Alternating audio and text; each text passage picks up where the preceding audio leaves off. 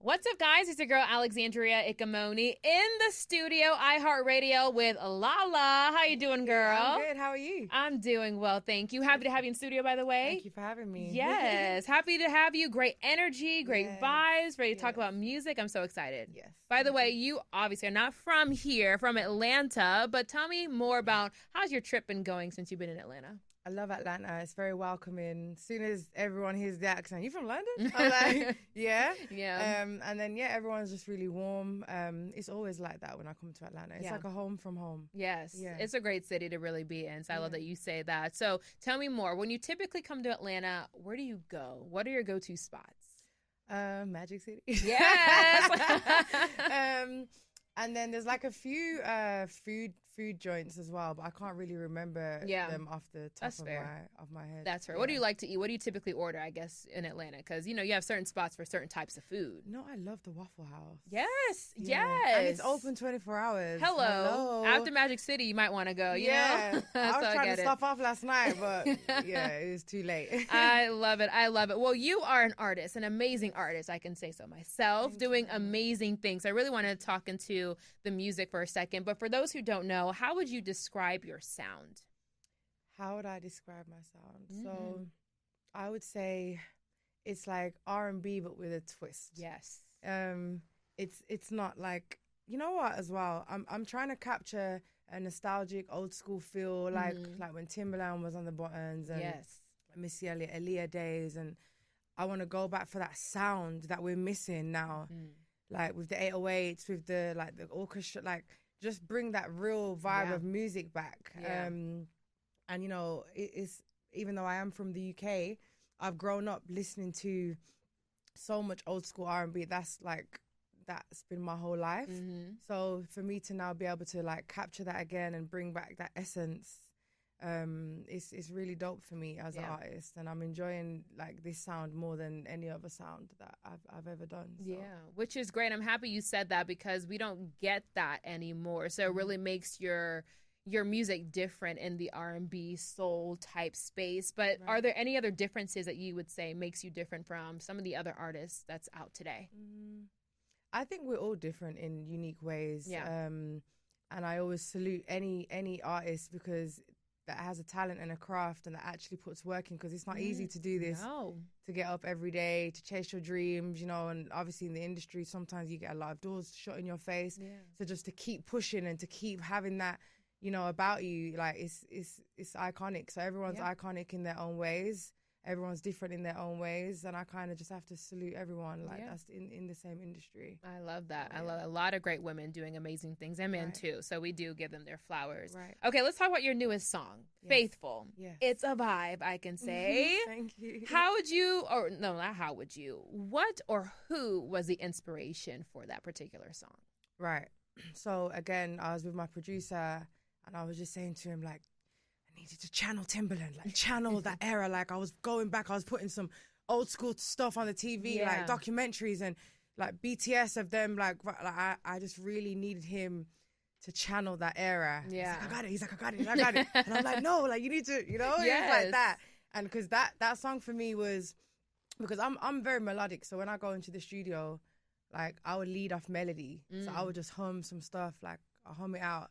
And then I'll put the words to it. So for me, it's a spiritual process. Yeah. And that song for me was like one of the first tape, because I'm releasing a tape soon. Yeah. And it'll be my first ever body of work. But Faithful was the first song that I actually created, like going into this space. Yes. So it is very special to me. I love that. And it's a beautiful song. For those who haven't heard it, need to go out and listen to that one. So when we hear Faithful, and you're talking about you have a body of work coming out soon, is that typically what we're going to hear from you, or are you still exploring your avenue or avenues that you want to pursue?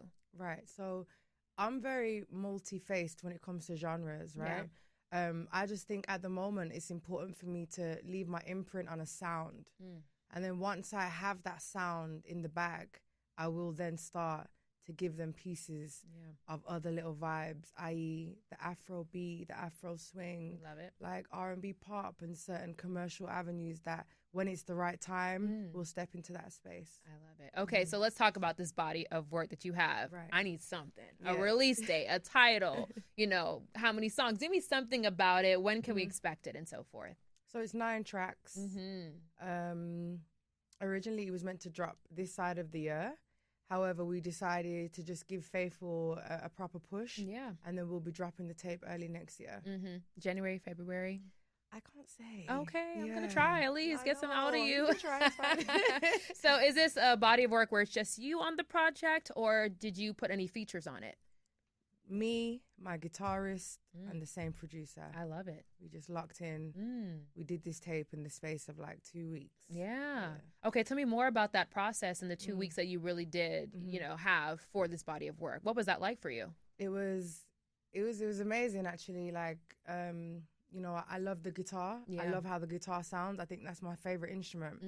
And also, I'm not really a person where I don't go into the studio and listen to beats and be like, I like that beat. It's hard for me sometimes. Okay. I like to go off the instrument, do acoustic first, really connect to it, really feel it, and then the beat can be added in. And that's like kind of the process. So it's like an acoustic vibe, and then we kind of turn it into the production. So that's kind of how it went. I love it. What else gets you into the space to really record the single, the song, the album? You're talking about, going through the acoustics first before you record.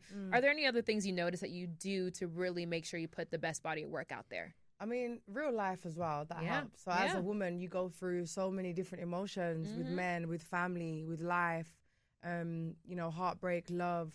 And I just think at the time when I was doing this tape, I was in such a space going through all these different emotions at one time. So I was able to capture all the emotions and then put it into the music. So that's what really made me be able to talk my stuff. I love it. You can say shit if you want to. I don't know if I can swear. I love it though, but we appreciate that. And people are really going to enjoy what you put out there because it's real and it's authentic. So really excited about that one. So tell me more about some of your biggest inspiration. I know you mentioned Timberland with the type of music, but who else inspires you, current, past, or whatever the case? So current, definitely like SZA, Summer Walker, Brent Fires, her, love her. Yes, all great. Love her. So, and then if we're talking like past, I'll definitely say Aaliyah, Alicia Keys, Mariah Carey, Whitney Houston, TLC, SWV, Brandy.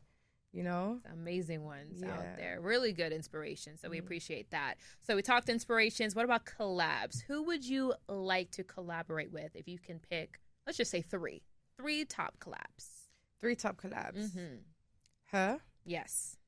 Brent Fires and Lauryn Hill. Ooh, that's actually amazing. That's a great little lineup. So I'm thankful for that.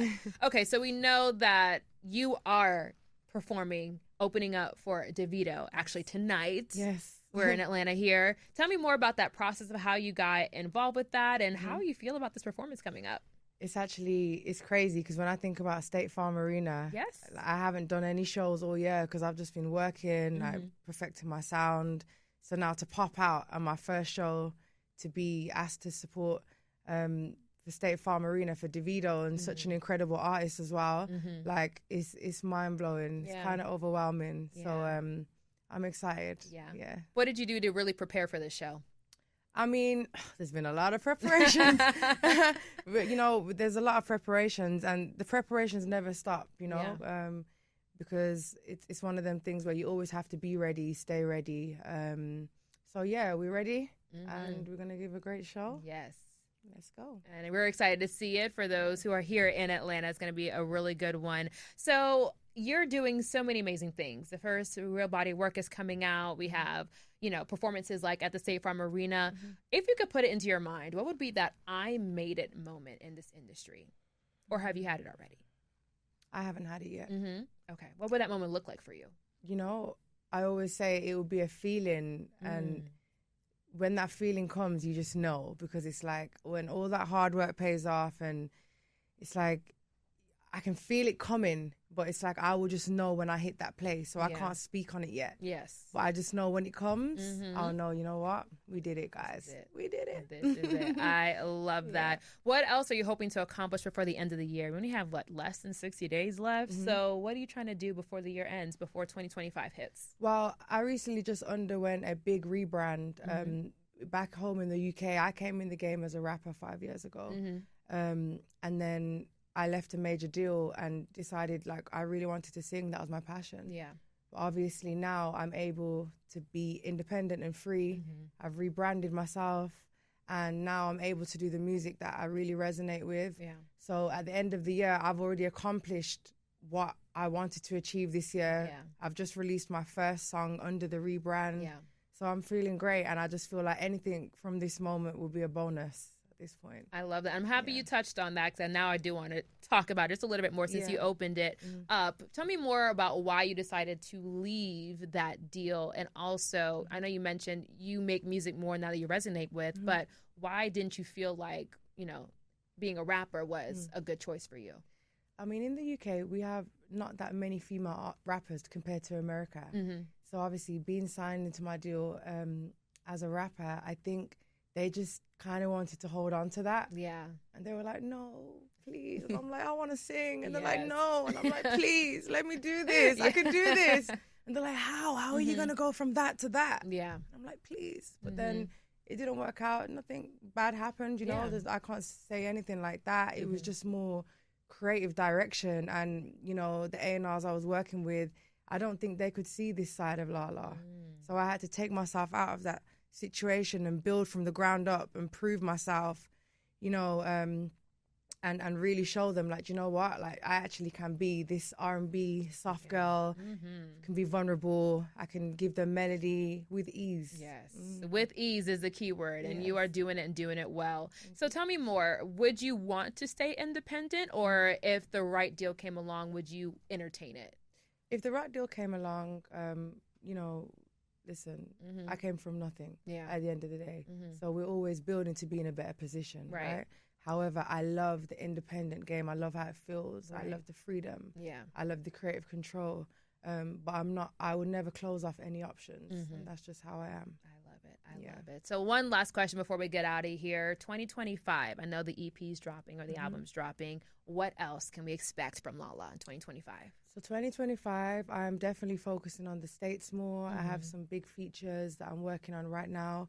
I really just want to open up the eyes of America to who I am and what I can offer. Yeah. And then, just focus on that now and just bridging the gap between London and the States, especially with R&B being so big out here and not so big at home. So being able to be here and to merge it and to show people kind of what Ella May did. Yeah. There's still space for more people to do that. Absolutely. So I think this is what I'm about to do. Okay. Would you ever move over here to the States? Oh, yeah. Okay. Yeah. Where would you go? What state, city would you live in if you decide to move? I think Atlanta, because it's just so easy to kind of maneuver. And if you know the right people, you're always going to be okay. Yeah. LA is too big and out there for me. Yeah, I get it. I do like LA, but I think Atlanta is like a home from home. New York, crazy. It's insane. I'm from New York. Really? Okay, yeah. New York is too much going on. So much. Yeah. Yeah, and I don't like the cold either, so I get that too. And the rats too. Yeah. Ooh. Yeah. They're so huge. Yeah. I love it. So Lala, tell people how they can follow you on social media. Right. So on Instagram handle, Spotify and YouTube, this is Lala Music. I love it. Any last words you want to leave with the people before we get on out of here? Or I mean, stream Faithful. That's it. Yes. Such a good song. I'm excited for people to hear it. Yeah. Once again, Alexandria Camoni in the studio with Lala. Thank you, guys.